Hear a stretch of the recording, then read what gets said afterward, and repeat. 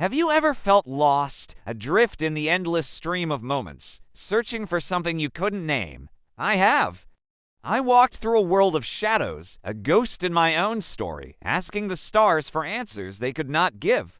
My reflection was a stranger, my thoughts a storm without a center. I was a wanderer in the desert of my own memories, each grain of sand a moment I could no longer hold, each gust of wind a whisper of what I might have been.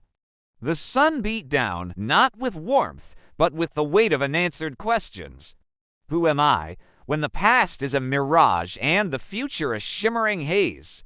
I wandered into a forest, a labyrinth of doubt. The trees were tall, their branches tangled like the fears in my mind. Every path looked the same, every shadow held a familiar anxiety. Voices echoed through the leaves, the voices of others, the voices of my own insecurity. They told me I was not enough, that I was destined to be lost. I wore masks, each one carefully crafted to hide the emptiness I felt inside. A mask of strength, a mask of indifference, a mask of joy. But beneath them all, I was just a child, afraid of the darkness that grew with every step. Then I came to an ocean, vast and deep. Its surface was a perfect mirror, reflecting a sky I had never truly seen. I hesitated at the water's edge, afraid of what I would find in its depths. But a pull stronger than fear drew me in. I let myself sink into the cool, silent embrace of the water. Down here, there was no noise, no judgment, only the gentle current of my own being. I saw not a monster, but a universe of feeling. Every emotion, a current of color, blue for my sorrow, red for my anger, gold for my joy. They were not separate, but part of a single, beautiful dance. The ocean of reflection did not drown me, it held me. It taught me that to feel is not to be weak, but to be alive. I emerged from the water, cleansed and renewed, and began to climb. The mountain of awakening rose before me, its peak shrouded in clouds. The climb was hard. The rocks were sharp with old pains, the wind howled with remnants of my former self. With every step, I shed a layer of illusion. The masks I had worn crumbled to dust. The echoes of doubt faded into the thin, clear air. I was no longer running from myself, but climbing towards myself. The higher I climbed, the lighter I became.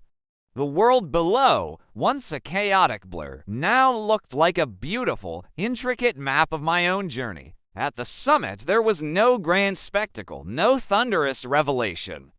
There was only silence, a silence so profound, it held the sound of the entire universe. And in that silence, I saw a mirror, not of glass or water, but a mirror of pure light. I stepped closer, and my reflection stepped forward to meet me.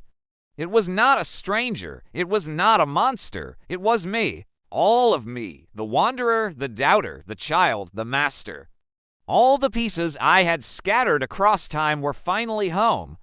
Every shadow I had feared was just a part of me waiting to be seen.